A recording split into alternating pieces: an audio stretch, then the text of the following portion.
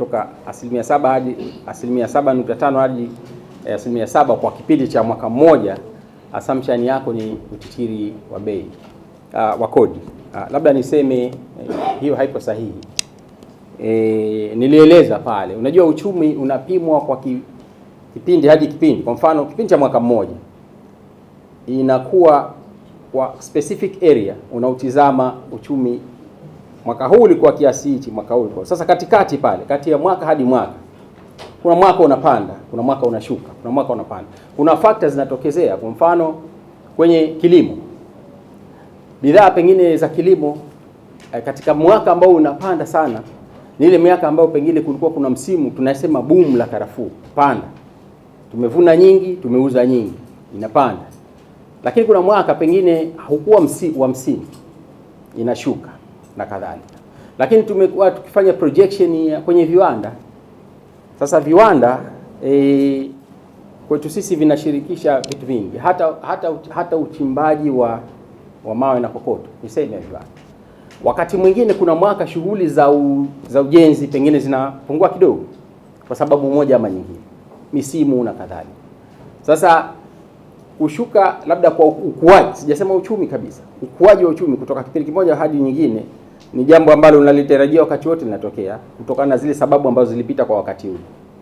Lakini kubwa, tunapoupima uchumi tunautizama uchumi kwa upeo wetu, na ndio maana huwa tunaupima ukuaji wa uchumi kwa miaka labda 5, 6, 10 na kuendelea.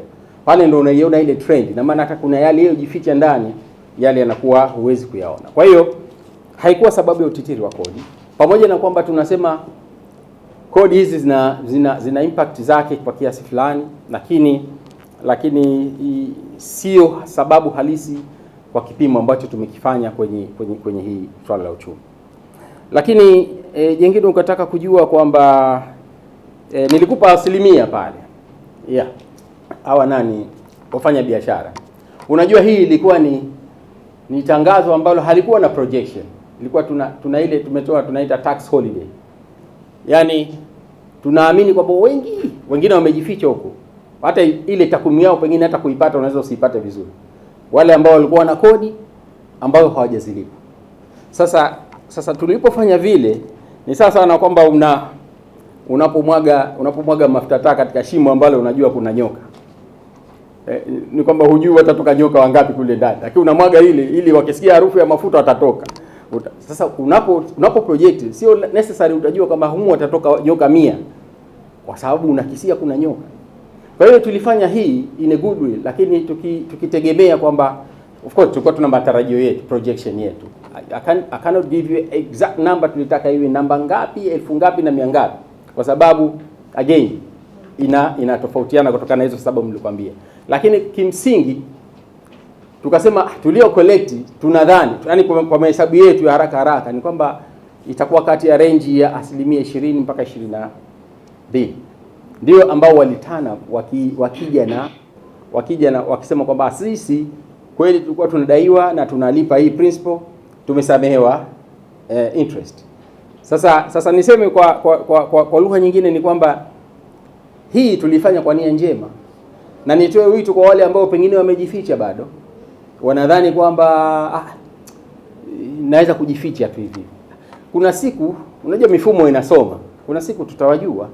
Sasa sisi tumesoma ile kama ni tax holiday kwamba mtu aje kwa hiari yake. Ndio maana tunasema ulipaji kodi kwa hiari, ili watakapokuja watatusaidia, tutaweza kuongeza. Lakini juhudi zetu za kuwatafuta bado sio kwamba zimeishia. Hapana, bado tunaendelea kuwatafuta. Kwa hiyo ndugu yangu Jesse, ukisema kwamba exactly nikupe figure ilikuwa ngapi? Mimi tulikuwa tuna ule projection kwa wastani kwamba tunadhani asilimia ngapi wanawezekana wametana. Lakini figure kamili, unajua unapotoa figure hata nukta usisahau kwa sababu utanikoti, si ndio? Lakini tunapozungumza wastani wa asilimia 20 hadi 22, tunakuwa kidogo tunajipa area, tuseme tunajipa level of confidence kwa wale wana science watanielewa katika kile ambacho tunakikisia. Kwa hiyo hii iko hivyo.